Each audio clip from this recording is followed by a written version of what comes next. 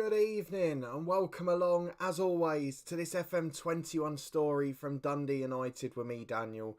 We're back in the January transfer window of Season 4, and remarkably, we come into this episode in second place in the league. Not really because of anything thrilling or exciting though. So we've got a lot to get through today. Most importantly, we've got to talk about transfer news. We've got to get through a big cup game against Rangers. And we've got to try and make something happen this season. Because I think if we can't break the top two this year, if we can't win a competition, if we can't go on a real European run, if none of those things happen, then I think we have to say we've probably got to move on from Dundee United. We've got to make it happen this year. So if you're looking forward to it and you are coming along, please do chuck a thumbs up on it. Thank you to those of you who are waiting already. It does make a massive difference. I hope you're looking forward to this evening. I hope you're having a good week. And fingers crossed, we'll be able to get something positive out of this, because largely it's been a window of frustration and of disappointment. Now, you probably can't see the biggest bit of news from this screen because, as the title suggests, it's the end of an era for some. It's not the most exciting moment for some of you, but for me, it's a very good one.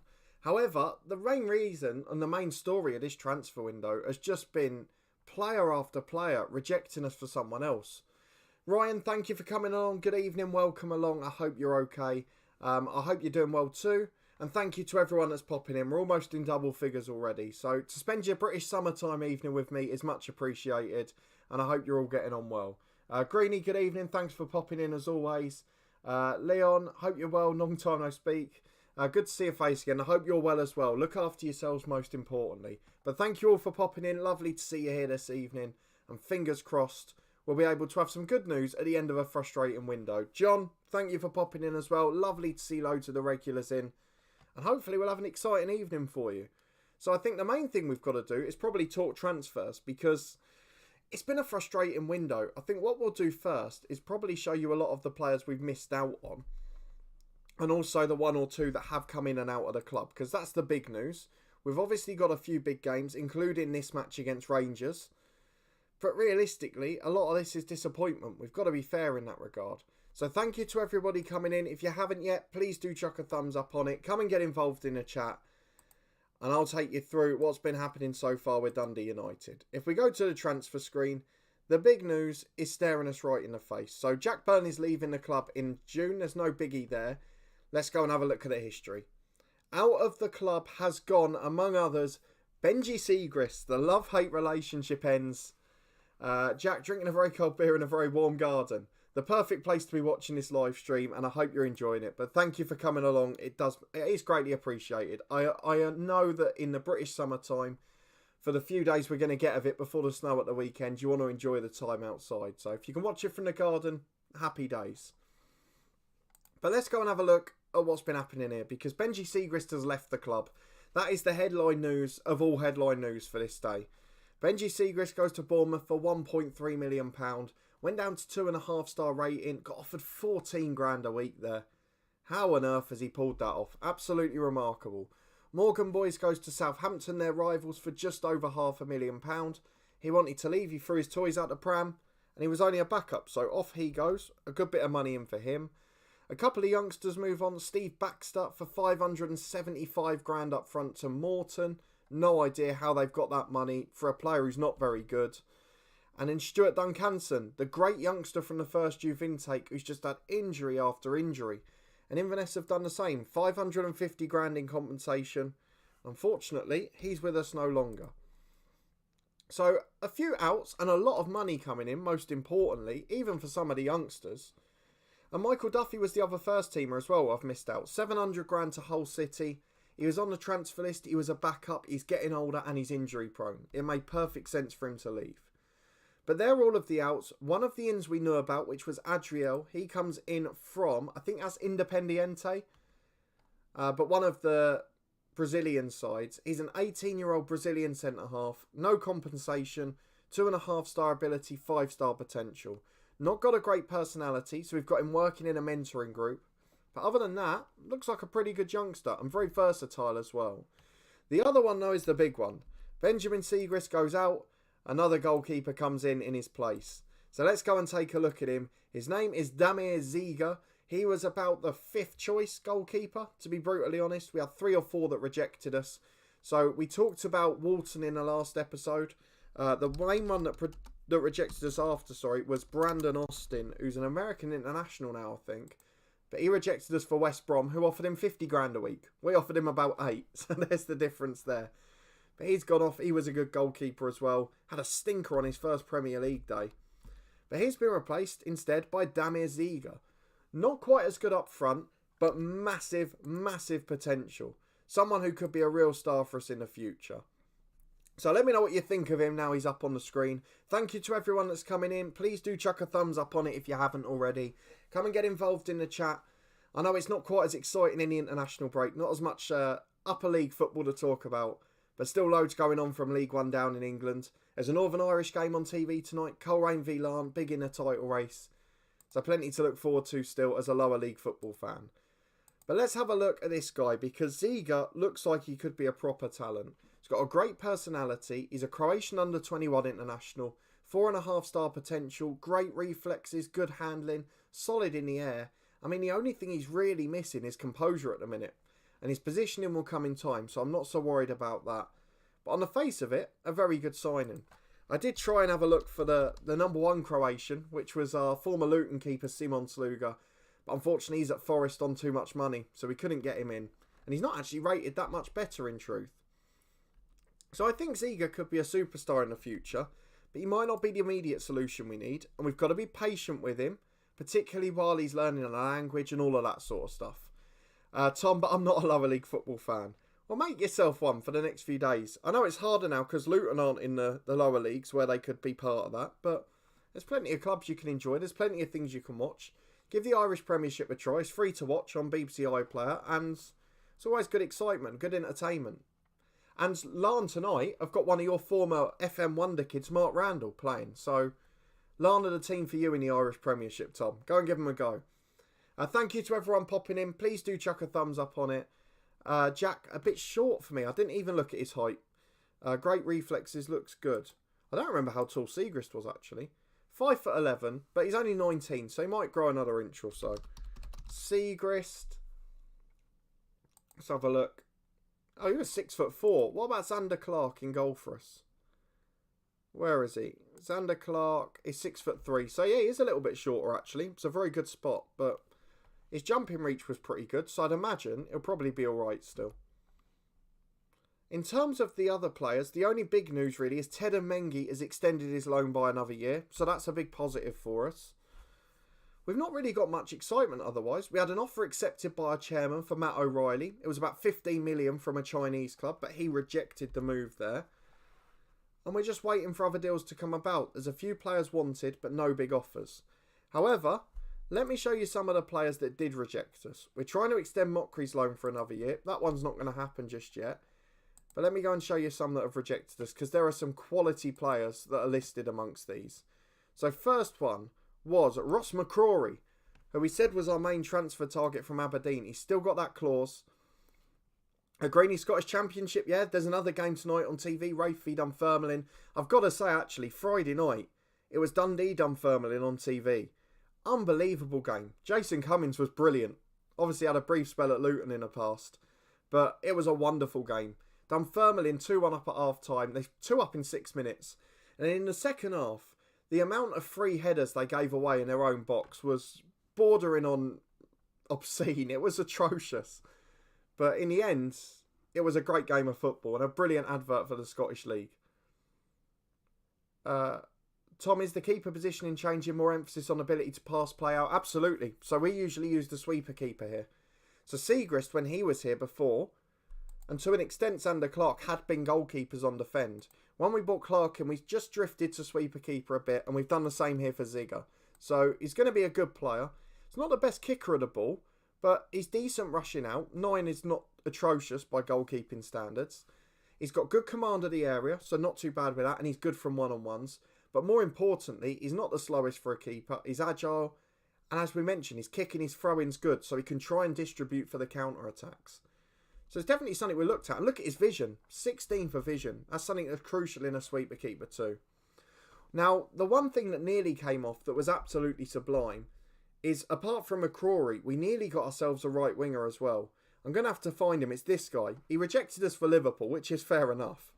But Thiago Carpintero from Braga, he was incredible. He was an official wonder kid. And can you imagine if he'd come in for Dembele, the difference there would have been out there? It would have been our first step to competing with the old firm. As it is, he's gone to Liverpool for 18 grand a week, and now we can't afford his wages. So, a bit disappointing there. Let's have a look at the chat. Jack, I've got Mccrory as my captain for Brentford in FM18 in the Champions League. He's brilliant here as well. If I go and show you him. Ironically, he said that we weren't good enough for him in terms of our stature, but we're playing in Europe. I don't know if Aberdeen got through in the end. I don't think they did. No, they didn't even get to the group stages. So to not come to a club in the Europa League, unless he's waiting for Celtic, Rangers or an English club, I don't know. But it would be a massive upgrade in our centre-half or centre midfield positions. Charlie, sorry I'm late. Dundee have underperformed this year. Given the squad they had, I'm surprised they're not close to Hearts. I mean, the coming signing up front has made a difference. Defensively, they're a little bit shaky in the middle still.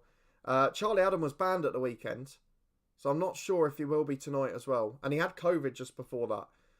But they were really good. They got some good young players in there. Greeny, sort it out, Charles. Absolutely spot on. We got to give him a kick up the backside, haven't we? In fairness, he's been doing bucket loads of podcast interviews recently, so I do owe him for that. Thank you to everyone popping in as well. Lovely to have you all here. Please chuck a thumbs up on it if you haven't already.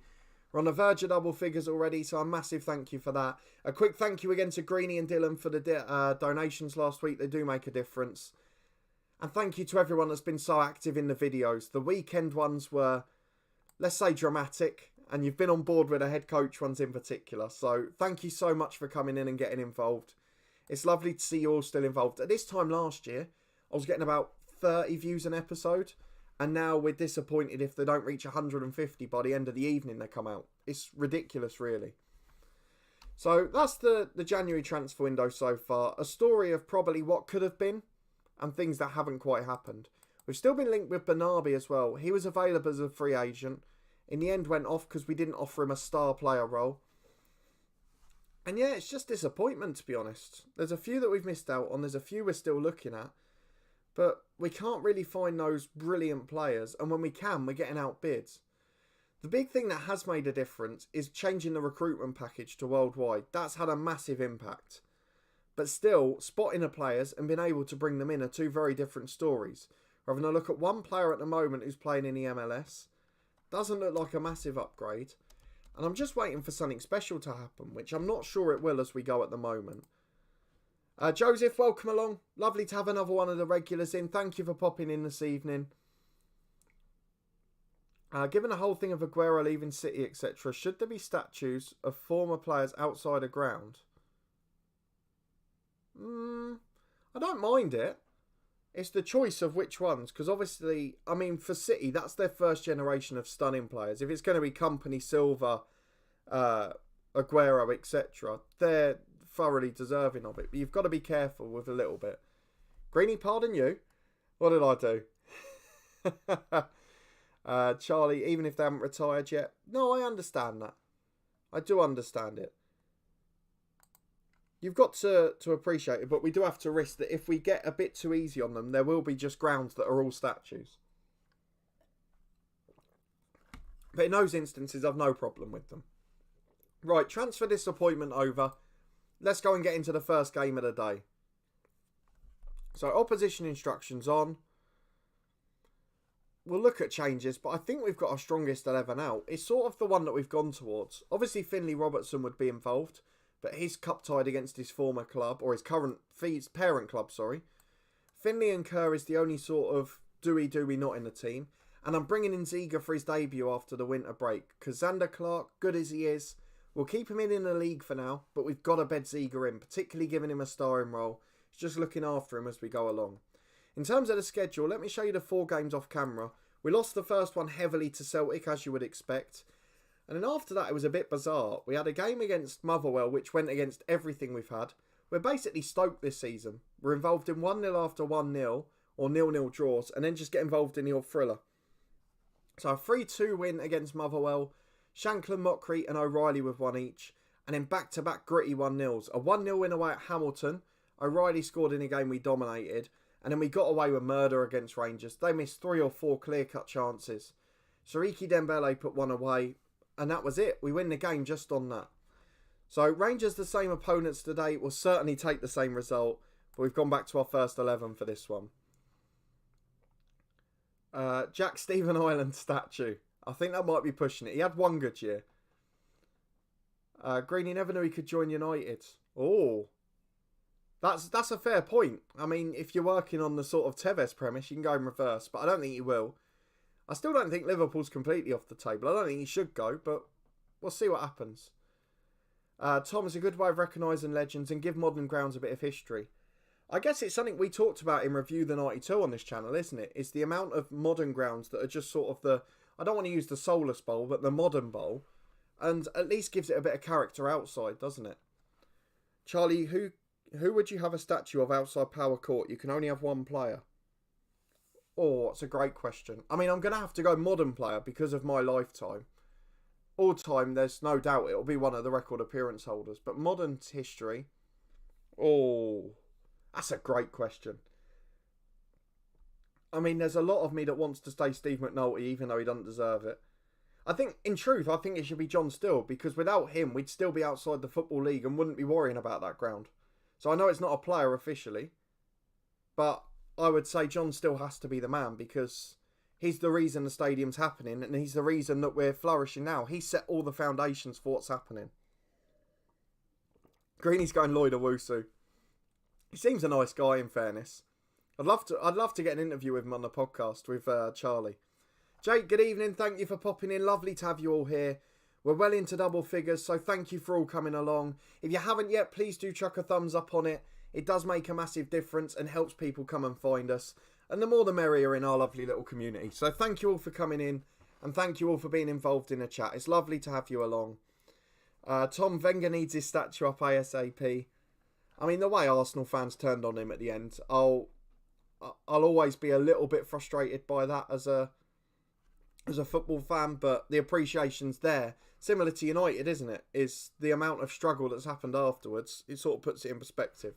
Although Arteta's brought the FA Cup bounce back, so that's one positive. Not that they can retain it this year, of course.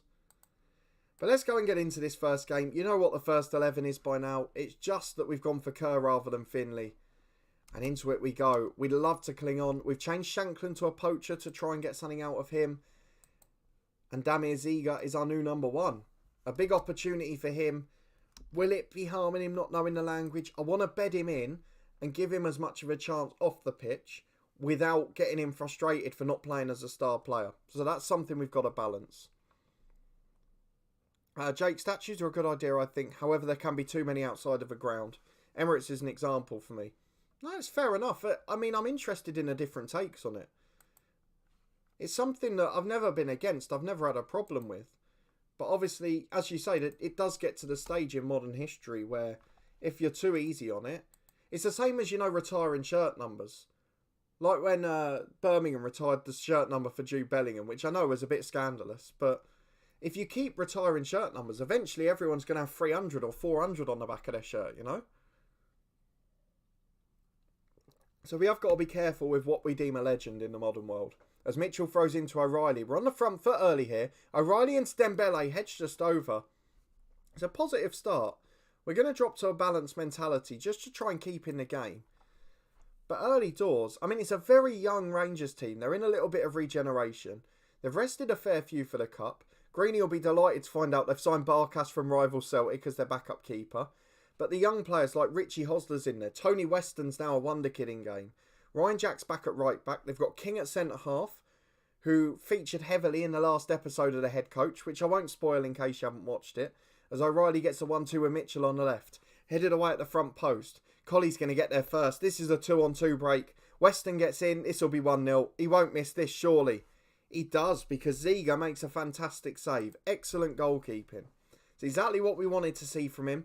We've just got to hope he can keep it up. Charlie, you've started a topic where I know what you're heading for here. As a child, did I ever play Sabutio? Yes, I did. I did play Sabutio, but it's still a toy, Greeny. Charlie, sorry. Because I know what you're heading towards. It's a fantastic toy, and it's something I did play. I think I probably played a knockoff version of it because we couldn't afford the real one. But yes, of the same effects. It's a great game, but it is a game. The same as this. Greeny Barkas. To be fair, he's probably one of the Rangers' favourites this season, is he not? For some of his early performances. I'd be interested to know on that. Could you have a Rangers legend at Celtic this season? And what do you make of the Scott Brown news, Greeny, interestingly? As McCann picks it up on the edge of the box to Stevie Mallon. Can we find the goal? It's been a very even game, which I guess is a good sign, as Stevie Mallon puts a rocket in. We always know that's one of his specialities, putting them in from distance. And Stevie Mallon makes it 1-0 to Dundee United. And I know it's our first shot on target, but in terms of the game as a whole, we've given as good as we've got the Rangers here. The fact that we've sneaked them by a point by beating them in the league, albeit with our reserve team, shows that we've got a chance this year. And if we can get into the Champions League, it'd be a game changer. As Richie Hosler picks it up on the right-hand side. To be fair, even if we reach the Champions League qualifiers, I'm not convinced we get to the group stage. As Mitchell picks it up at left-back to McCann. Can we double the lead? Can we go on a Scottish Cup run after bottling the League Cup? Mengi on halfway. What a way to save the season it would be. Out to Brookin on the right. Dembele's running off him. Goes to O'Reilly instead. It rattles the crossbar. It was a great opportunity, but it didn't happen. Charlie, it's not a toy. It's a game. We have to accept it. Oh dear, Dembele's injured, and he's got a history of long-term ones. Tom, Arsenal's 3 are the Mr. Arsenal, top goal scorer, and probably the best to wear the shirt. It's fair enough. It's a really interesting debate, isn't it? The statue and the shirt retirement one. Greeny, good signing for Aberdeen, but shows Dave Kim was right. I mean, the good thing for Aberdeen is get him as a player coach. It's an interesting move for him and works for both parties, I think. I used to love it. I had the stands physio policeman literally a lot. I had to sell it because I had no one to play against. It's going to be a real transition for Celtic next summer. And the thing is, I feel they have to have a manager appointment in early. If they haven't got the right person in early in the summer to give them time to build before the qualifiers, because the squad does need a transition. They're going to lose a couple of the big stars, I feel.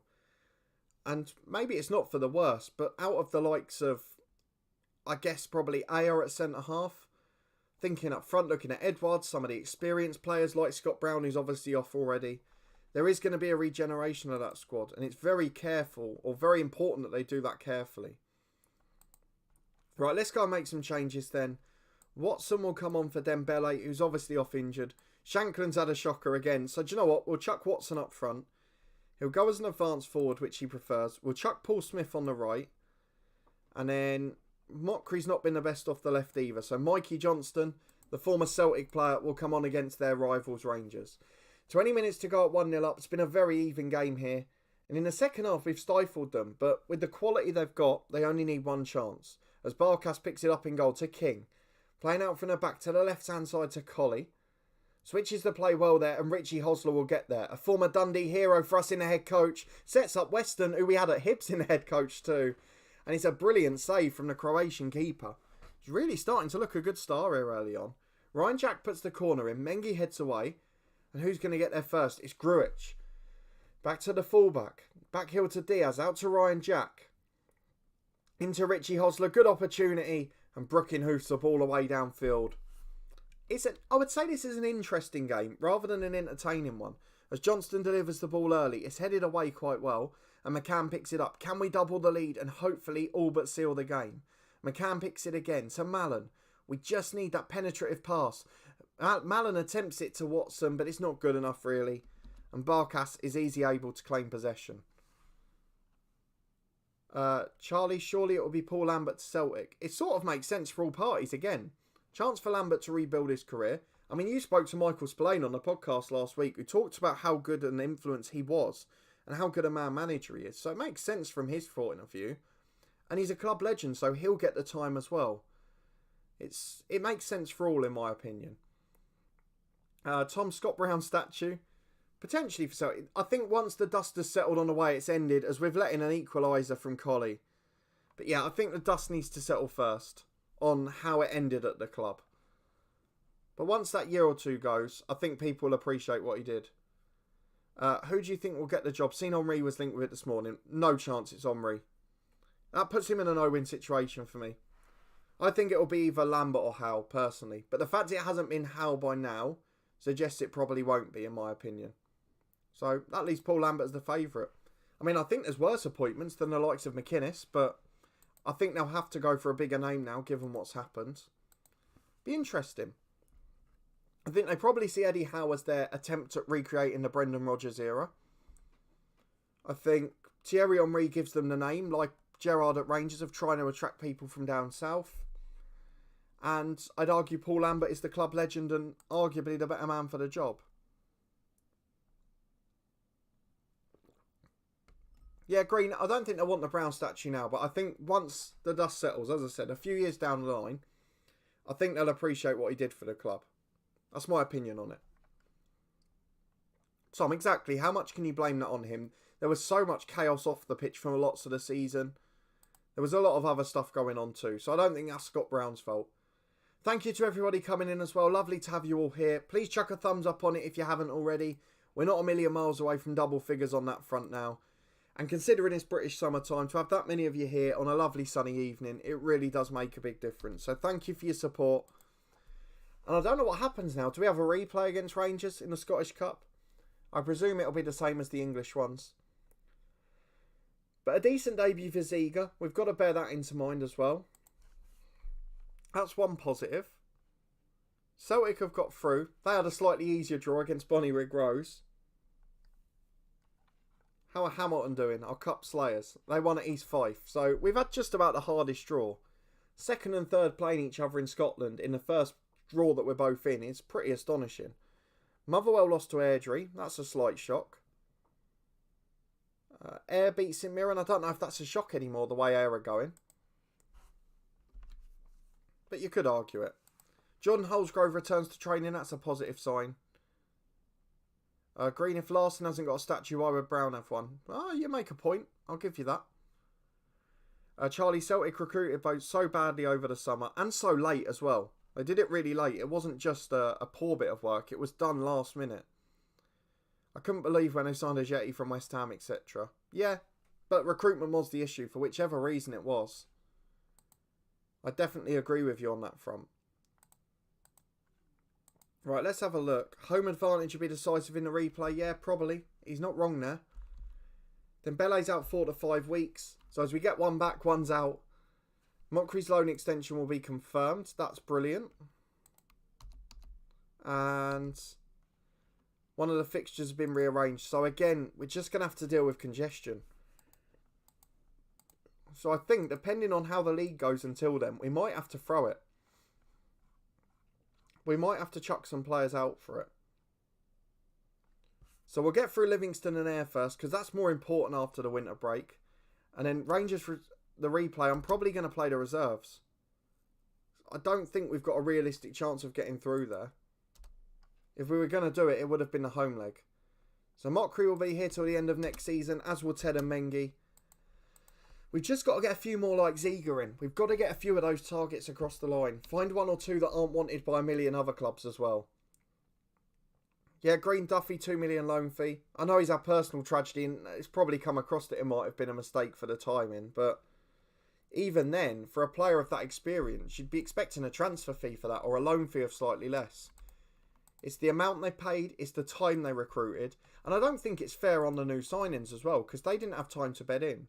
You look at some of Rangers ones, which were done in sort of very early in pre-season. They had a few weeks to settle in with the squad as well. And those that didn't weren't bedded in straight away. So you've got to feel for the signings a little bit as well. They weren't particularly helped. Obviously, from early in the season, there was the disarray off the pitch with the Bolingoli situation and things like that. So it didn't work out for the best for anyone, really. Let's see who's in the next round of the cup draw. We get through, it's Alloa or Kilmarnock, so it's a lovely reward if you beat Rangers, but I don't see us winning at Ibrox after being held in a home leg with our first team. Charlie, next time, Greeny, Charlie, next time you're up at Ibrox, the museum should be built. Cody and Tom need to come up. Absolutely.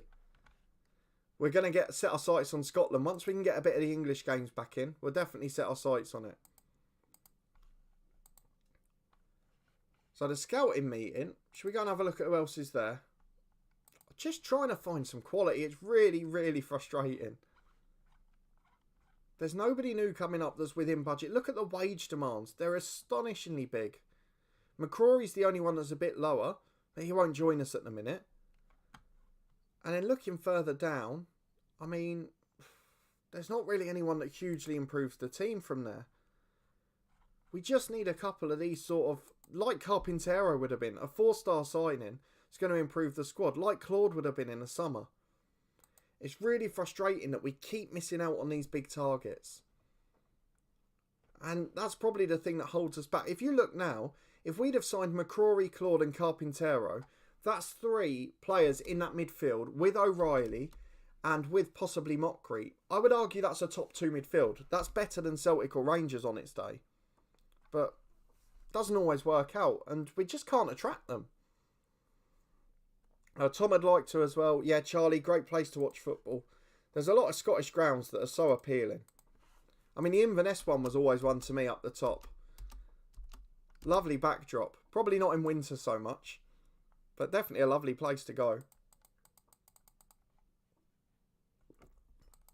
And obviously most of my head coach series and my success on this channel this year has come from Scottish football.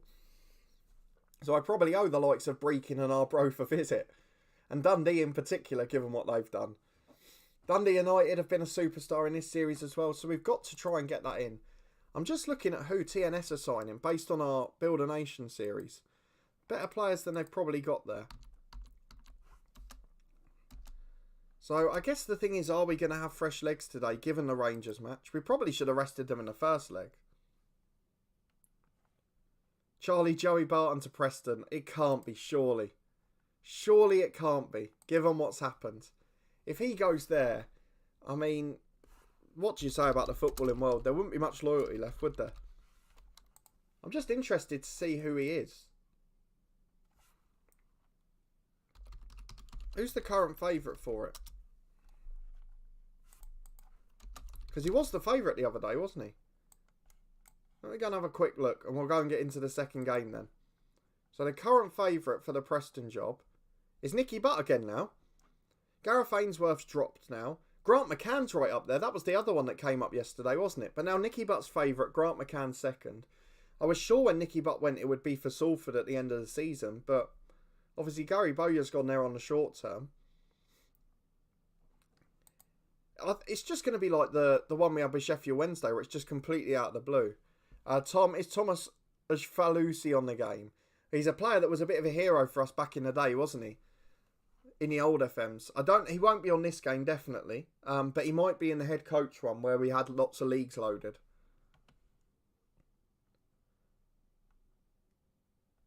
Greeny's talking about the great seats he had at the Rangers game, and Charlie's telling him it was a terrible match.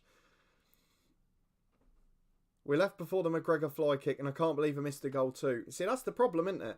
Thank you for the extra thumbs up as well. We're just a couple away from double figures. If you haven't yet, please do chuck one on it. Come and get involved in the chat. Come and say hello. We're going to get into a couple of league games. We've got a recruitment meeting. So we're going to try and target a couple of areas. But out of those goalkeeper ones, we didn't really get many players highlighted. So let's go and see what they think. They think right winger and striker.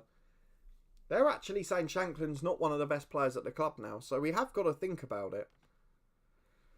In terms of other positions, I'm pretty happy. Maybe a centre midfielder would be nice. So let's go for that as well. Let's get started with a striker. So we're linked with Tyler Wolfe as a free agent winger. Might be worth a go because he's got electric pace and he might be a stopgap if nothing else. And surely he'll have a sell-on value. So let's try and get him in and see what happens with the wages. Because that could be a good addition for the short term. And as long as it's not someone we're going to lose money on, I don't mind taking a little gamble. So the wage offer wasn't good enough there. Let's try and get the wages up and the signing on fee down. We're getting there. We'll go up to 4.8. You know I'm a big negotiator when it comes to this stuff. £5 a week. We don't want to go beyond that really. We've dropped the signing on fee again and there we go. So that might be a good signing. There's a loan listed player there. We're not worrying about loans. We want big permanent additions here. 42 grand a week, 59 grand a week. Can't afford either of those. But we might have a short-term solution there. So that's a possible positive. Jacob, I knew you'd be in at some point. End of a Swiss era. Why do this to Siegrist? Look, he's tripled his wage. He's going to play in a better league. In terms of he's going to be a Premier League goalkeeper. We can't argue with it. We've got to give him the opportunity to flourish. And now we've got a Croatian brilliant youngster. Jacob, imagine the scenes if Siegrist turns into a world-class keeper against you in the Builder Nation. I mean, I'm glad you've seen that because I thought that was a moment you'd probably enjoy. But it's going to be interesting, isn't it? It's the next episode after this one, so it'll be in 2 days' time. We'll be placing St. Gallen featuring Benji Siegrist. So the tales will continue in another life, despite what's happened here. Charlie, Dan Greeny missed a goal in the first half because he went to get a chicken balti pie just before half-time. He's made the right decision. He's made the right decision, but you shouldn't try and beat the rush. You have to trust that a large, huge football club would have enough scale of chicken balti pies to cope with everyone. Or you could just do your online shopping with a couple of retailers that sell them anyway. Stack them up in the freezer. Thank you to everybody coming in as well. Lovely to have you all along as always. Let's carry on with the recruitment meeting, see who else is about. Eduardo Vargas, he was at QPR, wasn't he? He was. He's not got the pace anymore. He might be an option though. We'll scout him and see what he wants wage-wise. Gary Moody's a good youngster, but again, for the price we'd be paying, I can't finish. We'll ignore that for now. Another one at Burnley, Mark Ball. We know from our head coach series last year and our live streams that Burnley have got a good youth academy. And Dwight McNeil's a good example of it as well. Brereton, we can't afford 7 million. Tyler Roberts is transfer listed, but he's on massive wages. So we probably don't want to worry about that. And then, who else is it? 78 grand a week. We can't afford that. Valencia youngsters, one I've kept an eye on. We'll add him to the shortlist. But all the rest are on massive wages. And that's something that's always going to be a concern here. They're either massive wages, they're too old. You can see there's very few players in their peak that we're seeing here. They're all either under 21 or over 30 or on massive wages. It doesn't really leave us a common middle ground that we can use. Matheson's on the loan list again, but he wants too much money. Daniel Penty might be a good one if he reduces his wage demands in the summer. But realistically, it wasn't that good, was it? Let's move on to centre midfield then. We're going to go and search for people here. We just want a superstar. Find me a superstar in centre midfield. Someone who can dictate the game and give us an extra option in there. Greeny chicken balti pie for the win. Absolutely. Walk around with a pie in my jeans back pocket. No, I meant have enough balti pies at home that you don't have to worry about getting one when you go to a Rangers game. Bloody hell, Green, you're a donut, aren't you, mate? Jacob, I remember the Sutton United goalkeeper ate a pie in the middle of the FA Cup match and got his contract terminated. Yeah, I felt a bit for him there, actually, because he got sort of dragged into this whole scandal. And it talked about the dangers of betting in football, didn't it? As it became this big thing, will he, won't he? And he put himself in an awful situation. He just got caught up in it. Yeah, Tom, you've just nailed on the head exactly what I've said. It was just, yeah, it was because sport and betting got involved. So that's what happens. Where is Kai Kennedy on the game? Let's go and have a look. I'm sure I had him on loan a couple of years back. Kai Kennedy. Centre midfield at Watford, 21 years of age. He's all over the place, Green. He's not developed physically. I wonder if he's had injuries. But he's gone to Watford. How much did they pay for him? 1.3 million. Injuries. He hasn't had any big ones, so you can only assume it's an attitude thing or just a lack of game time. He's not really played much bar the first year on loan at Inverness. So perhaps lack of game time stunted his development. Watford were trying to sign Mccrory as well, so they're not my favourite people at the moment. Let's have a look at the team for today. Obviously, we've got Dembele out injured. We've got a few that we've got to try and work in as well. Thank you to everybody joining in too. Lovely to have you all along. I appreciate you spending a sunny evening with me. Even if you are in your garden and paying half attention, I don't mind. I appreciate you coming in regardless. It's gone back to the 4-4-2 again. I did set this as the primary tactic last time, and it hasn't changed back. So Mccrory can't play for some reason. Why is that? Why is he listed as red there? Oh, he's not. Dembele's going to be out for... Oh, Paul Smith. Dembele will be off the bench as well. That's going to be for Holsgrove, who's back from injury. Shankland and O'Reilly have switched for some reason with that tactical change. Kerr had a poor game, so I'm going to bring Finley back in. Just freshen it up a little. And Zieger in midfield is the big one. Do we start him in the league game?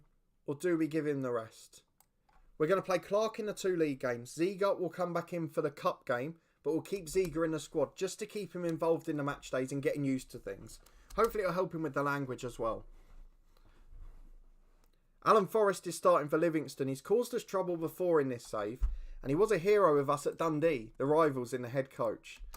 So let's go and get into the first half. It's an important game for us, really.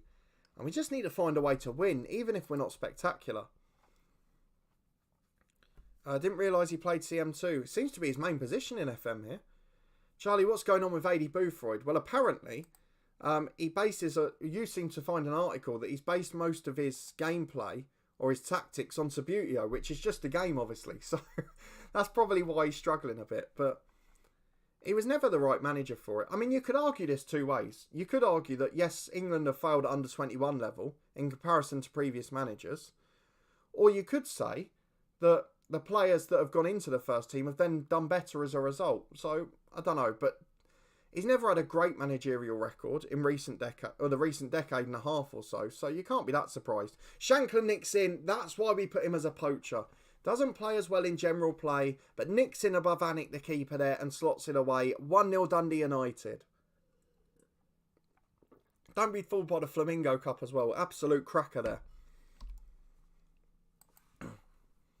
Oh, he'll get the axe after this tournament, surely. You've got to be right there, Greenie. I can't see him surviving it, but I suppose if you win the Euros in the summer, he can say, well, actually, I'm creating a pathway to the first team and sacrificing myself and the results, but they have to win the Euros for that to work, I think. As Shankland gets in again, good save by Anik this time. Holds it on for 1-0. But a good start so far. Rangers are winning 2. We could have done with a Hamilton favour. Because, I mean, we're only 5 points off the top, but realistically, in the current situation, Rangers are the one of the 2 we can catch. They won the title the first 2 years, but they're just transitioning now while Celtic are coming back on top. We've restricted Livingston to no shots though. The only problem is we've not scored more than 1. We've not taken our chances. As it's a throw on the right for Cinnamon. Is that the one we had at Brechin? Because if so, it's been a very different trajectory here. As Marshall gets it left side of the box. And another one of our former Dundee heroes has scored a rocket. First shot of the game. And we've conceded. It is the story of this Dundee United save. Inconsistency. Just wild fluctuations from brilliance to awful defending. I don't get it. So many clean sheets in a row. And now this. What a goal to concede. A complete and utter collapse. I don't know what to say. I really don't know what to say. Where does it come from? We had the Motherwell game. Clean sheet, clean sheet. This game. It's astonishing. And 2 half chances puts them ahead. We're going to throw the water bottle. Most of them are demotivated. But I can't take the wild inconsistency. Something that I never try to create here. And something I very rarely experience in FM. Because I manage in a pretty balanced way. But Dundee United are a different scale. Greenie, what a word, fluctuation. There you go. Who would you put in England under 21? It's a good question, isn't it? Because there aren't many big candidates for the role. Maybe if they take it. I mean, they're probably too big, but someone like an Eddie Howe would be great for it. But I don't think he'd take the job. As he's into the box again. Out to Mallon. That is a brilliant finish. And for all of our woeful inconsistencies, we've still got a bit of individual quality. Xander Clark isn't happy, but now we're going to encourage the boys. Try and get a positive mindset out of them. And try and get on the front foot. But based on Xander Clark's attitude here, is he just replacing Siegrist now he's left? I don't know. But 2 shots, 2 goals for Livingston. And we've dominated the game and not really produced. So let's go and make a few changes. Paul Smith's been poor on the right. Watson will come on for him. Mccrory replaced by Johnston on the left. And a nervous Ali McCann replaced in the middle. Finley Robertson still wasn't fit, unfortunately. So Jordan Holsgrove will go on. We'll drop everyone back a roll. It's as attacking as we can be with the players we've got available. The 3 attacking players off the bench have come on.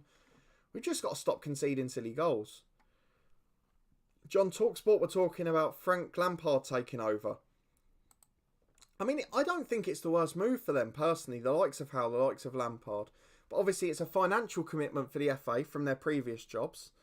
And it's only a short-term solution, I think. They wouldn't do it for a long time. Unless they obviously see it as a natural pathway to next England manager. But if Southgate's doing well, he'd presumably get the job for a long time because he's a young manager. As O'Reilly goes back to Finley. O'Reilly into Mallon. Can we nick the winner? I mean, we deserve it on the balance of play, but not on our defensive displayer. As Mitchell gets to the byline. Crosses in early. There's 2 men. Watson's at the back post. It bobbles around to him and Darren Watson makes it 3-2. I don't get it. 1-0 and then a thriller like this. The defensive fluctuation is scary. I'm going to keep using that word because it's the right one. But it's bizarre. It really is bizarre. Brooking plays it into Mallon. We will go back to Zieger at the weekend though against Ayr as Brooking gets in on the right. Chance to get to the byline again. Delivers in towards Holsgrove. Finds Shankland. 4-2. Must be game over. Must be game over. We can't concede again. Although I have been proven wrong before. I did say fluctuation, Tom. I'm bringing out all of the vocab today. I'm sure you thoroughly enjoyed it as well. Thank you to everyone coming in as well. Lovely to have you here this evening. Please do chuck a thumbs up on it if you haven't already, as we're back defending a corner. Oh my God. Alfie Gilchrist, completely unmarked. Clark beating it his near post. I don't know what to say. Look, Rangers are beating Hamilton 6-4. It was 6-1 last time I looked. What is going on in the SPL this weekend? Let's get the fullbacks on defensive duties. Even if it's wingbacks on defend. Oh, I don't know what to say. I don't know what else we can do, to be honest. I think I'm going to leave it at that. I'll drop Holsgrove to a support duty just to make it a bit more solid. Drop to a balanced mentality. But how can you win 1-0 nearly every game and then this happen? Just bizarrely. I can't take it. It's so inconsistent. It's happened the whole way through this series. And it's one of the only clubs I've ever managed where this has been the case. Greeny, yeah. Tom heard it that time. Bringing out the big words. John, bring back Benji Siegrist. No chance at all. What we will do is put in Zieger from the next game. He's going to be starting. He's going to be playing first choice. No doubts about that. As it stands, though, we're still in second place. That bizarre Hamilton game finished 7-4 away at Rangers. Celtic won a comfortable 2-0. That was a bit more easy for them. But the good thing is we're looking up rather than down. We've just got to keep the gap to Aberdeen and Hibs now to make sure we wrap up third. Greeny say fluctuate. He's happy. He loves it. It's his favourite word now. That's the problem though. I find it in video recordings as well. When I find a word that works, I end up using it like 4 or 5 times in the episode. And getting very overcompensating with it slightly. Shankland got 2 goals. Good to see him back in a bit of form in his new role as a poacher. It was a thrilling game, but not one I want to be involved in that often. I've just got to go and check if that was that Cinnamon at right back that we had in League 2 in Scotland. Where is he? Pat Cinnamon. Oh no, it's not. It's a regen, that's why. Looks a very good one as well on loan from St Mirren. 2.5 star already. We might have to go and have a look at him. He's got massive potential. Looked good against us, so certainly no doubts we'll scout him. Shankland shines in the victory. It's a comfortable win again. I say comfortable. We were always sort of in control of it. Just defensively, we were so poor. Tom, any work vocabulary you get to use that makes you feel like a professional? Oh. It more always worked the other way round for me. I always ended up using the big words from the FM commentary elsewhere, like at school, work, college, whatever. Like the apoplectics, incredulous. I mean, it's been educational in that sense. I would have never learnt them words otherwise. So, it always worked the other way for me. There's not many, I don't think there's any that I usually use work-wise that I then end up bringing back here regularly, that I can think of. Because it's more healthcare jargon and that sort of stuff. But yeah, I don't think so. I think it was always more the other way when we were younger. I'm just keeping an eye on these scout reports to see if there's any stars, but it doesn't really look like it, to be honest. We can't afford the wages for the big ones. The other ones aren't good enough. We're just stuck in limbo. We have to accept it at this point. Only a couple more scout reports. That's not the Max Dean, is it? It probably is. Dean and Duffy would have started the game as 16-year-olds. He's worse than in a banger save, to be honest.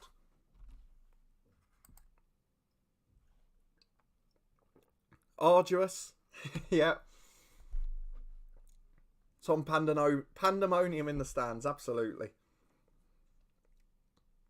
Unfortunately, I mean, the way it works in my profession, obviously, it's a female-dominated industry, which isn't a problem. But the main thing that they all do is watch Love Island in the months when it's on, which means that I have to avoid office conversation for 2 months. So, unfortunately, in those situations, I don't really get the level of social interaction. But otherwise, so it's a good environment. Most of the warnings you get are unfounded. We're through towards the Ayr United game. It might be the last one because it doesn't look like there's going to be a lot of transfer action. So, it's a bit of a frustrating one yet again. We're just waiting to see if there's any gems in them scout reports. We've set the 1 week focus and we'll see what happens from them. There were a lot of football ones in FM that always stuck as well, like booting it into Rose Ed and all of that sort of stuff. So, it works both ways in that sense. But thank you to everybody coming in. Lovely for you to all stick with us, particularly on a warm summer's evening. We're only 1 thumbs up off double figures, so if you haven't there, please do chuck a thumbs up on it. I'm not putting a generalisation on it, Tom. I can only speak from the experience of my workplace. I'm going to count it so I'll make sure I've got it right. I believe 25 female employees, and there are 2 that don't watch Love Island. 2. I mean it, 23 out of 25. I can't explain to you unless you're there the level of the amount of conversations that are dominated by it when it's on. I can't explain to you. You wouldn't believe me if I told you. Like, it's astonishing. But yeah, it's not a generalisation. It's just a fact of my workplace. I'm well aware, like at home, I live with 2 women who wouldn't watch it in a million years, you know? It's one of those things. But in my workplace, honestly, I can't explain to you how rife it is. It used to be the same with the, what's the other one? No, Tom. There you go. She's one of the 2 that doesn't, as later went on. But yeah, it's just, it's one of those weird things. You wouldn't expect it, given the demographic of many. But again, you're making generalisations, aren't you? People enjoy it, and I think because it just after, particularly in a stressful environment the last year or 2, just something for people to unwind and, you know, let's be honest, it's not like high intellectual TV, is it? It's something you can relax and just chill a bit to. Same as us watching snooker or something like that. It's just a chance to relax and lay back. Greenie, no, I do not. None of my household watches it. I'm too busy watching snooker, cricket, football, or playing FM or making podcasts. Right, Wolfe has agreed to join, so that could be one signing to give us a little bit of a positive to end the window on, particularly after the Dembele injury. But otherwise, it's just whether we get a gem, one of those centre midfielders that gets scouted, something like that. Shall we see if there's any so far? So there's a few there that they're suggesting we scout. Verlinden was always a good player, but not made it on this one. We've kept an eye on Reece Devine as our backup left back for next year, potentially scouting him. Any players been scouted up there? Not really. And then the next question is who's getting scouted at the moment? Nobody new that I can see there, bar Romain Sawyers, but he's 32 now. Who's Mark Hack of Ajax? Another striker who can't really finish. Paul Abbey. Another striker who can't finish. Can you give me a striker that can put the ball in the net, please? Vargas wants too much money wage-wise. The assignments for centre midfielders, none of them popped up, but there's a couple of winger ones. So Verlinden was one from them, and Tariq Fosu. So not really any quality that's affordable. Tom Luke Trotman, Pride of Luton, yeah. It's a shame really, because I feel like he would have been playing football at a professional level if it wasn't for the injuries. He was always a very good talent and was always said to have had a decent attitude. And he was good mates with James Justin, wasn't he? So, one of those things. But injuries, unfortunately, part of football. Thank you to everyone who's sticking around as well. Lovely to have you all here this evening. I do appreciate it, and I will let you back out in the sun soon by going and enjoying our evening. Coleraine v Larne on iPlayer on the tablet in the garden for me. But first of all, we've got to face Ayr United and make sure that deal goes through for the right winger. Is it Tyler Wolfe? Was that his name? There he is. Right, he's granted the permit and he'll be here before the match. So let's hope this isn't a bit of disappointment or a misjudgment from our scouts. I'm just having a look at this one that Celtic are linked with in the media to see what he's like. It's on 30 grand a week. We can't afford it. Oh, he's not that good. 2.5 star ability. Only 3.5 potential. He's rated worse than Byrne, who's on the transfer list. Paul Smith, who's on loan. He can't cross. I mean, the only thing he's really got is electric pace.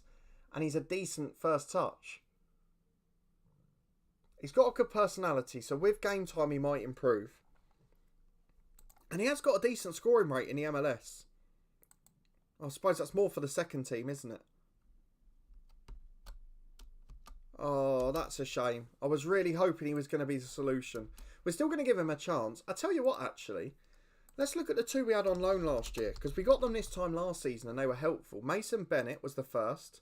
He's now at Huddersfield on 16 grand a week. And Harry Cornick was the other one who made a difference.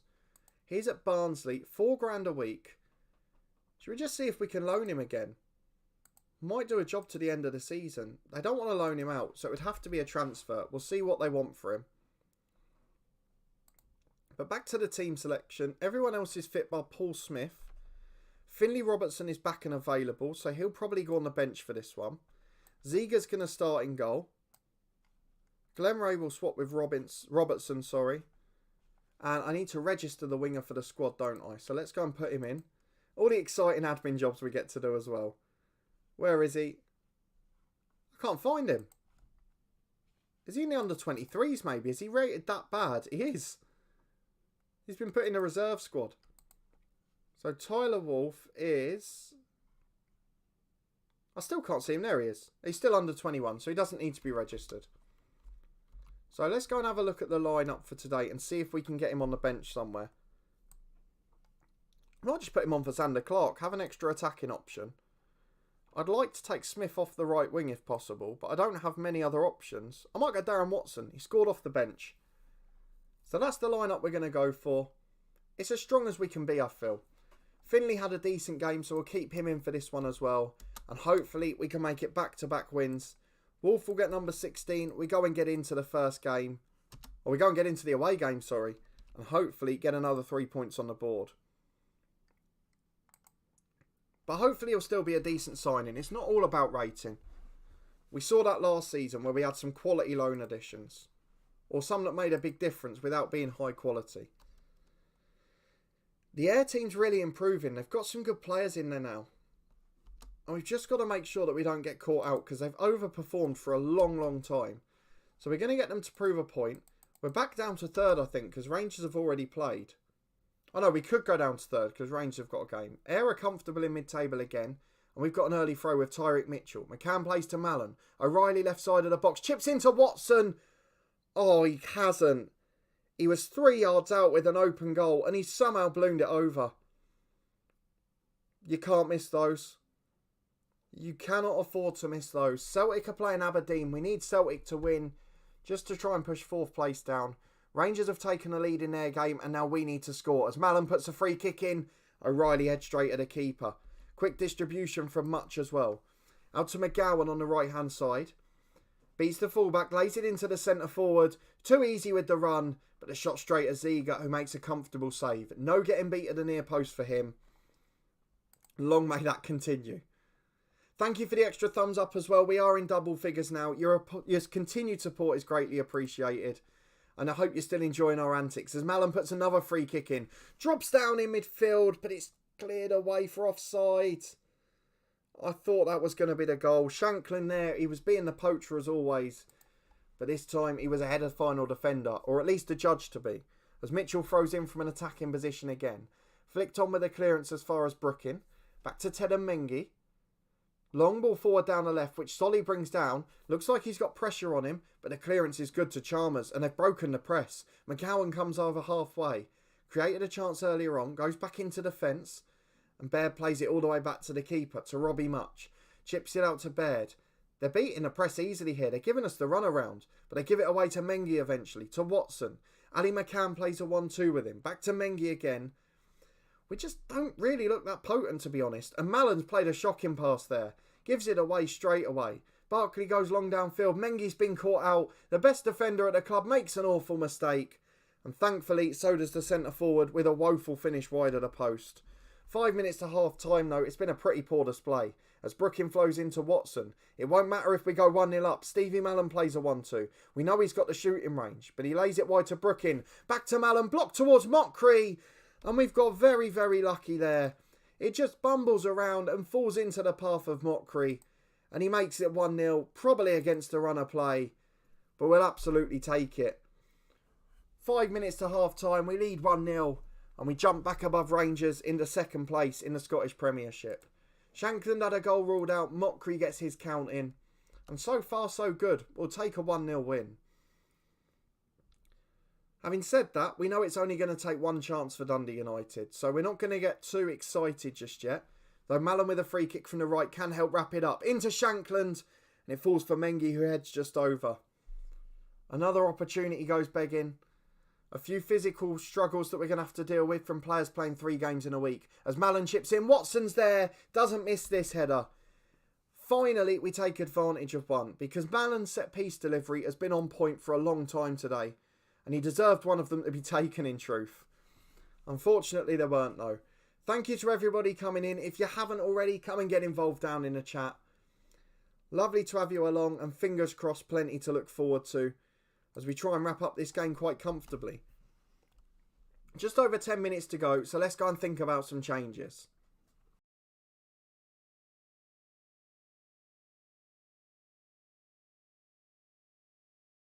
Well, let's see what we can do here. I wonder who we're going to take off, because Darren Watson's knackered. Mallon was the last game, but he looks alright here. So Watson's going to come off. I'm going to give Wolfe his debut. There's no better opportunity, is there? Winger on support. Use your pace on the break. Shankland's had an average game, but he's got to stay on. There's no replacement. O'Reilly replaced by Holsgrove, who continues his comeback. And the complacent Finley replaced by Jason Kerr, who I've got to keep in as first choice now. I mean, we've dominated the match yet again. We deserve to win it. The problem is we've not taken all of our chances again, and it remains just 2-0. We've got another chance to get on top here with Holsgrove. As players out wide, he goes for the shot himself. A little bit greedy perhaps, straight at the keeper. But you can see with some of the legs there, the likes of Mitchell, Mallon and Mccrory, they're not going to be fit in midweek. So against Rangers, we are going to have to play a rotated side. And we just have to hope they're not at it. As Wolfe gets it on the right, switches to Mccrory. Gets towards the byline, there's 3 or 4 in the middle. Goes back instead to Mallon. This is professional, seeing the game out. McCann plays to Mallon, keeping it lovely. This is the professional job you need to do at 2-0. Shankland finds Mccrory. Can we still create the opportunity? Mitchell beats the sliding challenge. There's 4 in the middle. He's got to cross it here. Wolfe's there. Oh, on his debut he could have scored. He gets credited with the assist as it deflects to Holsgrove, who puts in. And it's 3-0 with 4 minutes to go. A wonderful display. The new debutant involved in the goal. And we couldn't ask for much more, really. A wonderful performance and a good result. Having said that, error coming up the other end. And we don't want to give away the clean sheet. Not after talking about the inconsistency defensively. Charlie White's got other ideas, though. He goes for the shot. And he just creeps wide of the post. We survive it. And it remains 3-0. But to be honest, we only just stay ahead of Rangers, who won by 2-0 themselves. So a good win for us. A good performance. A good result.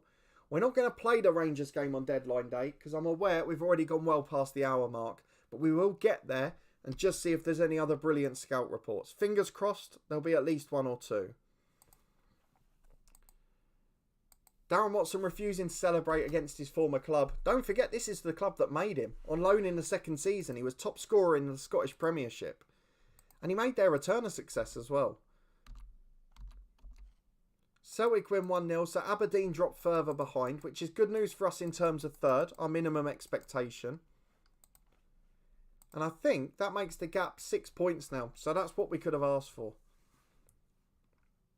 O'Reilly's third top scorer in the league. Who's the Hamilton one? He's only 18. I wonder if we could get him in. Just as a backup striker. He's actually outscoring Winter this year there. But again, looking at the scout reports, there's not really that level of quality. Certainly in terms of getting players in who are going to make a massive difference to this club. Glover from St Mirren. He looks good for 18.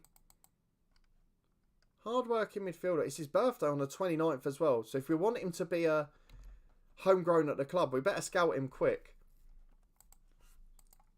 So let's go and see. His name was Glover. There was already a little scout report for him now, wasn't there? No. Has he got a fee release? Club's in a higher division, 2.4 million. He's not going to be costing that, is he? Surely. We might just wait. It's not worth the homegrown at the club to pay over the odds for him.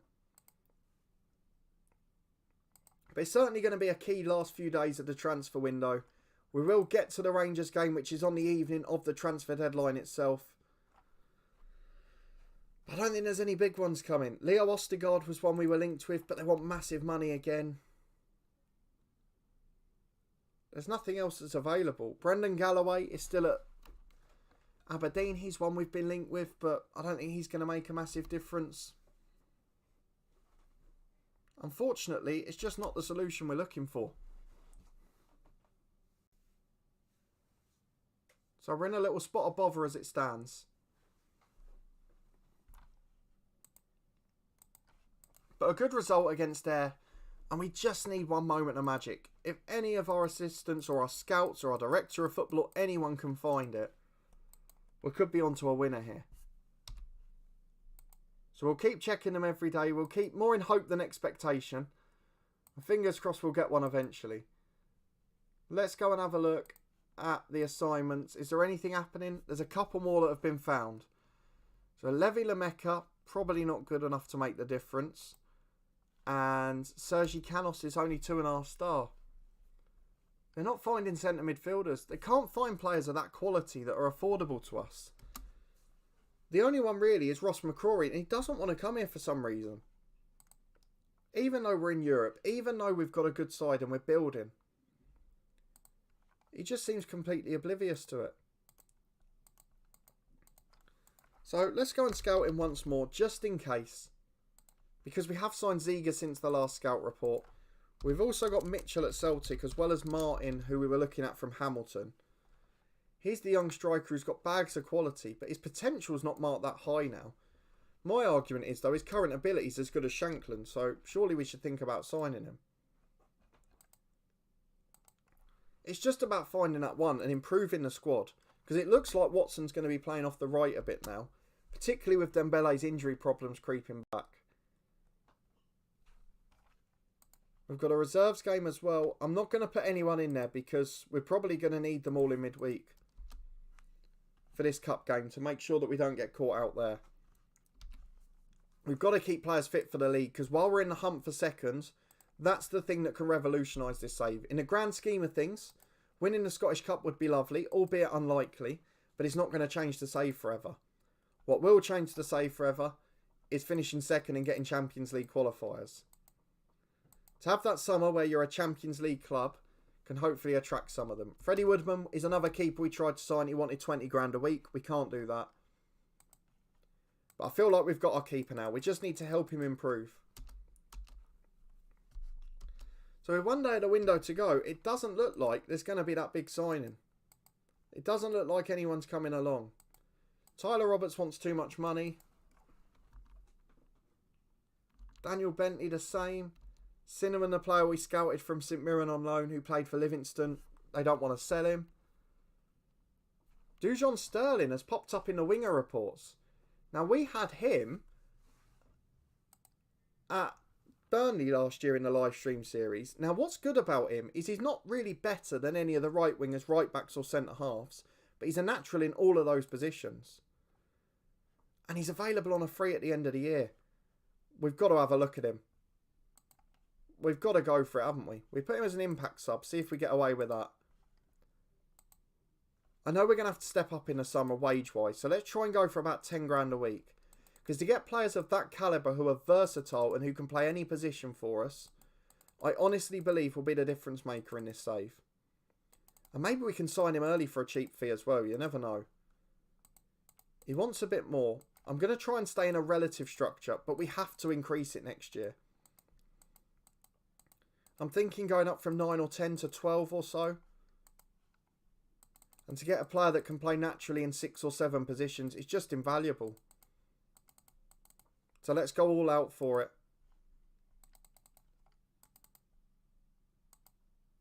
We're still pushing. I think it's the agent fee that's the problem. There we go. 10.75. That's not too bad. And that could turn out to be a good signing. The other ones are all a bit too far off their peak. We couldn't find a playmaker or a centre midfielder. That's an unfortunate side of it. But overall, we've got to be happy with where we are, haven't we? Thank you to everybody coming in. Lovely to have you all along still. In double figures for thumbs up and the first big sunny day of the year. We cannot be complaining about that. So thank you for your incredible support as always. There's a full replay available afterwards. So don't worry if you've missed any of the action. And let's go and see if we go once more. There's 5 players in here. I don't think many of them are good enough. I did miss the Cardiff one there. 19-year-old wonder kid, James Owens. Oh, he looks great. We know about some of the young stars at Derby from the head coach, but this, in an alternate universe, he's a very exciting one. There's no way we're going to be able to afford him. They must want 10, 15 million at least. But he's got world-class potential. And who was the one at Cardiff we didn't scout? It was a Welsh under-21 international. There it was. Natsana Miembi. He's not that good either, to be honest. But that was a big opportunity for us. In terms of the assignments, nothing else going on. They're all going back to general focus now, though. So there might be some superstars popping up. None of which are affordable, though. Let's have a quick look for Ross Mccrory. Extremely doubtful. Still doesn't want to join. And then if we go and have a look at Carpintero, just in case the loan demands have reduced. Oh, he's played for Liverpool now, so he can't go on loan anywhere. That's a bit of a frustration. I just wanted to look at someone else we'd scouted a little while back. I think he's gone off the reports now. He's gone abroad for the big money, unfortunately. A former Luton hero for half a season. But Cameron Carter-Vickers not available. So we'll get up to the start of the match, but I think that will be the end of it. And it will be a frustrating end to the January transfer window. Did we get a scout report for Martin, the centre forward at Hamilton? Well, he's got himself injured now for 8 days to 2 weeks. Extremely doubtful. They don't want to sign. I really don't understand it. Surely. I mean, does it make that much of a difference if we get into the Champions League that they're all suddenly going to come here and have the time of their lives? I don't know. Maybe I'm being naive. Maybe that's what it takes. Let's go and have a look at the scout priorities. Are the other ones done yet? So Martin. I think it's still the old scout report, isn't it? It is. But the frustration's there. The James Owens one's on hold. I'm not quite sure why. Brian Richards was one from the lower leagues, but they don't want to sell him. Harry Cornick is not going to... He wants 16 grand a week. Come on, Harry. Let's be realistic, shall we? So what we're going to do is we're going to remove that scout report, I think. Report. Let's cancel the assignment. We want to get the main ones done today. So Glover is one of them. We're going to make an inquiry. We'll ask the agent. He wouldn't be interested at Dundee United at that time. That's interesting. He's playing in the second tier. Let's ask the agent about Ross Mccrory. He wants 11 grand a week, but they are saying he'd be interested in joining now. So that could be interesting. We might have to go all out for him. Let's make the offer. He's got a release clause of 5.75. We'll see if on deadline day we can pull that one off. That would be an absolute gem of a transfer. Let's try the Dean Martin one. The agent says a big fee because Hamilton don't want to sell him, but he doesn't want a big wage. So let's try and make an inquiry for him as well. Let's just try and go big. Scott Mitchell asked the agent. They don't want massive money, but 3 or 4 million is still a big outgoing for him. So he might have to be on hold for the summer. And then James Owens. Derby don't want to sell him, and he wants 16 grand a week. So we've got to bear both of those things in mind. L Gaming, good evening. Thank you for popping in. Lovely to have another one of the regulars along. Thank you all for your incredible support, particularly at the start of the British summer. We're almost done for this evening as we're just trying to polish off a couple of deadline day transfers. But thank you all for your incredible support. We're in double figures for thumbs up already. So thank you as always. Your support is fantastic. We're not going to talk to the media. We're too busy for that. But let's try and get some players in. Star player for Mccrory. He's not... Oh, he won't budge on centre midfielder. I don't really want him to be a ball winner. And I don't think I can guarantee us challenging for the title next year. But let's try and get him down a bit. We're not going to have a minimum fee release. We're not going to have a sell-on. He can have money for winning the Scottish Cup. He can have the appearance fee. But we're going to try and edge the other bits down. It's not too bad in fairness. So if we offer 10.5, we're just trying to keep some sort of structure to the wages. And there we go. We didn't expect Mccrory to agree to join for 10.5. We might have some problems later with him wanting to be a ball winner. But otherwise, I'm relatively happy with that. Thank you to those of you joining me as well. Lovely to have so many of you here still. But we've got some good news. We've bagged a coaching licence. Dijon Sterling's agreed to join in the summer. One of our Burnley heroes from our live stream series last year. There's a loan offer for Mike McCord, which we'll accept. Dean Martin's been rejected. So let's just try and make an offer. See what happens. We'll go for 1.6 million. Oh, ouch. They want over 10 million quid. We're not going to get him. We've got a 2-star reputation because we've got the next coaching badge. So that could make a difference to us if we do have to leave in the summer. Sterling's confirmed. How much do you reckon they'll ask for us to buy him now? Because he's so good and he's so versatile. They want 2.2 million. I don't know we can pay that for half a season. So I'm going to leave it for now. He's only 24. He's training at Celtic. Big money signing. Record for Ross Mccrory. 5.75 million. But it's the man we've been chasing for so long. L Gaming, how are Luton getting on? In real life, very well. We're past the 50-point mark. And we're definitely staying up this year. In this series, dropped down to League One, but in 3rd place. 6 points off the top 2. But that's Birmingham at the top who are going to be flying. So it's the fight for 2nd. Do you want to see Wrexham as well? Because I know they were in the National League North, weren't they? Oh, look, you'll be happy. They're back in the National League. And not only that, they're up in the playoff places. So that's an interesting one. I've got an interesting fact for you as well, L Gaming. Charlie interviewed a player called Gail Bigaramana, who used to play for Coventry and Newcastle. He's now at Glentoran over in Northern Ireland. He was in the Coventry Academy and he was in the same year and age group as Dior Angus. So we're trying to get an interview with him out of that. But I just thought that was a really interesting fact. Funny how small the world is, isn't it? So Ross Mccrory has joined. He's a 4-star midfielder. Brilliant player. We'll get him in the European squad if possible as well. What squad number can we give him? I mean, he's going to be disappointed because we can't play him in the role that we've previously promised, really. Mccrory's cup tied for tonight, but he can have... I mean, none of the numbers suit him, but he can be number 11. McCord's going out on loan. Mallon's got a potential issue. You'll still be involved, son. Don't you worry. And he's happy enough that we've just gone to talk to him.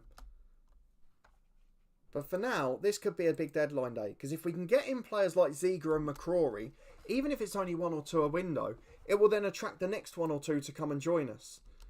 And if we can keep doing that, before long we'll have a big side. El Gaming, Dior Angus scored 2 brilliant goals on Saturday. So I hear.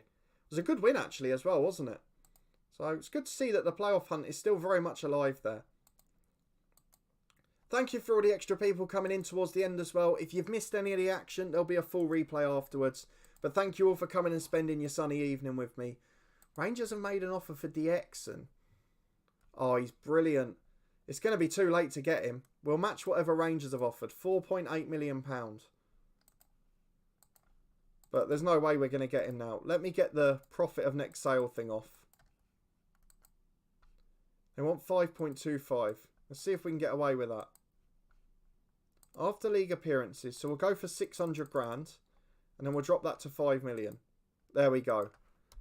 So it could yet be a very big deadline day here. We are going all out. I mean, he's never going to accept us over Rangers, is he? Unless he's happy that we're offering him the chance to be a star player. I don't know. Maybe that's the thing that appeals to him. So we'll offer 8.5 grand a week, maybe. The minimum fee release, he won't budge. We're going to have to go as high as it will go. But unfortunately, I think we know he's going to go and join Rangers rather than us. We're just getting in there to try and catch him. And that's the problem. We're not spotting these kids before the other clubs. We're normally reacting.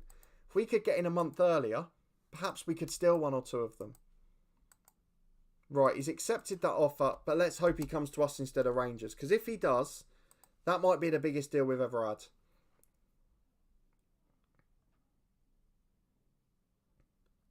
Gaming, a Bromley player stamped on Angus's head, which didn't look like it was on purpose, but on reply, he looked at him.